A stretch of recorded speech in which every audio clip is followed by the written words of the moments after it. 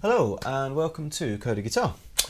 This is a level 1 lesson on open chords, and we're going to be looking at three new seventh chord shapes. So hopefully by this point you can already play a little bit. So we've got a load of free beginner lessons which we introduced 3-fingered open chords in, and there was some major, minor and seventh chords that hopefully you've already had a look at. Hopefully you've had a go at them in some chord sequences, even some songs.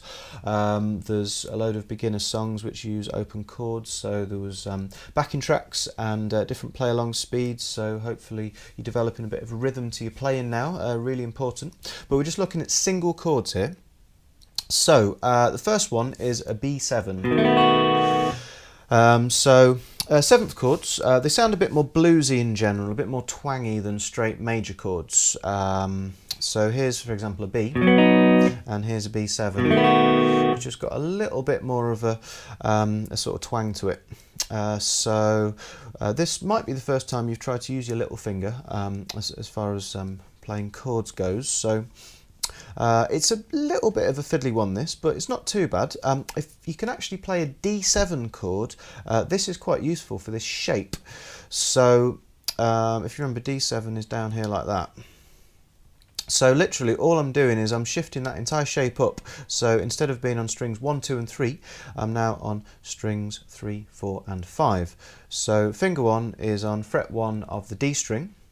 Finger 2 is on fret 2 of the A string, and finger 3 is on fret 2 of the G. And then I've got an open B there, and then my little finger is tucking in on fret 2 of the top string, string 1. Now it's a bit of a stretch, that one. I'm sort of coming round maybe from the side a little bit. You can see I'm using my wrist quite a lot there. It's quite important, quite useful. So make sure you use the tips of your fingers, but not too close to the nail.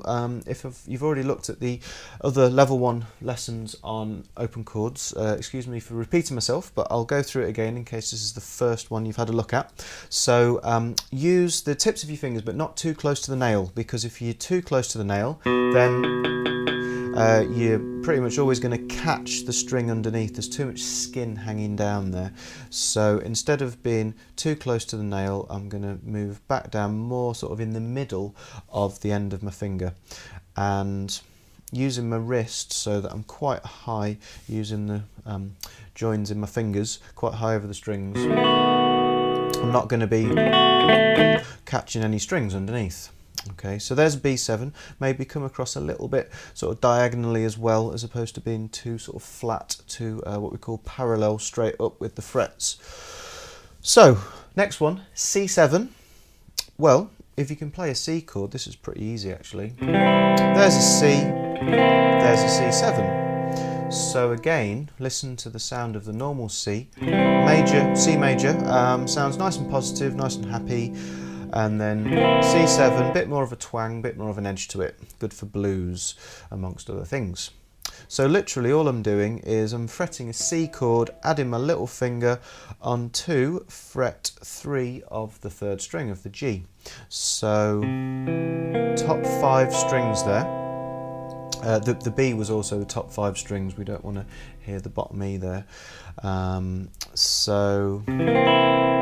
Just in case you haven't had a look at a C, you've just got finger 1, fret 1 of the B string, finger 2, fret 2 of the D, and finger 3, fret 3 of the A. And then for the C7, little finger on fret 3 of the G. And then we've got a top E, open E there as well. You could play a bottom E, it's just a little bit muddy. It's better to keep the bass note, the root note of the chord, as the lowest note generally.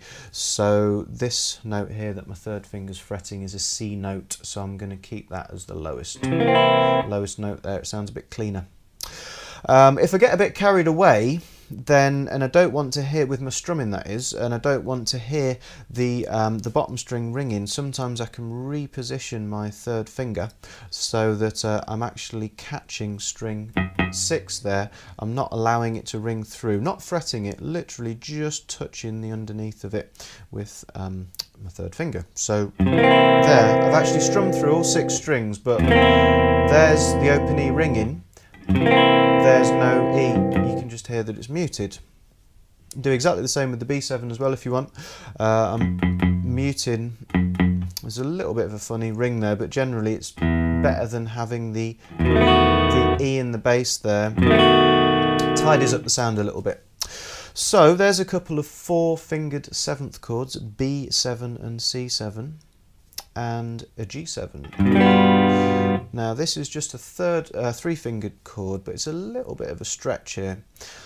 So there's a G. You can either play 3-fingered beginner level or 4-fingered level 1, as hopefully you've seen in the previous lesson on major chords. Here's a G7, again a bit more twangy sounding, a bit more bluesy.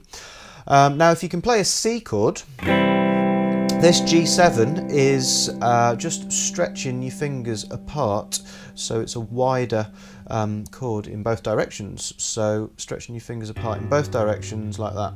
So literally move your first finger down onto fret 1 of the top E, and then fingers 2 and 3 up onto frets 2 on the A and 3 on the E, and then all 6 strings. With these diagonal shapes like the C, C7 and also the G7, you can cradle the neck a little bit more. If you look, I was reaching round quite a lot there from the side for the B7, but for the C I'm really bringing my hand position in. Sometimes I think it's quite a good idea to almost really over exaggerate hand movement, like your whole hand. Allow your fingers to take your whole hand into a new position. And then that just helps you to not be tense, because you could try and just use your fingers and that's a real stretch. That feels a bit uncomfortable. If I keep my hand relaxed, allow my fingers to take my whole hand, my whole arm, wrist, elbow, move as much as feels comfortable into the new shape, then basically I'll keep a fairly relaxed hand position, not too much tension in my fingers, and it feels a lot easier to play the chords. So B7, C7 and G7. So you can have a go at putting these into chord sequences. You can have a look at the level 1 open chord changing and strumming pattern lessons. You can come up with your own chord sequences. Just make a list of chords that you know and just try and put some together. Basically writing songs, if you do that, it's quite good. Combine that with some different strumming patterns. You can also use them in some of our fantastic level 1 songs. Big level 1 acoustic, level 1 classic rock, level 1 melodic rock, level 1 indie. They all use a load of open chords, so you can practice playing these along with the backing tracks. So you're essentially playing along with a full band at different speeds, so really good for you playing. And that's it basically. Have a play around, have fun. I hope you enjoyed this, and we'll see you here again soon on Coda Guitar.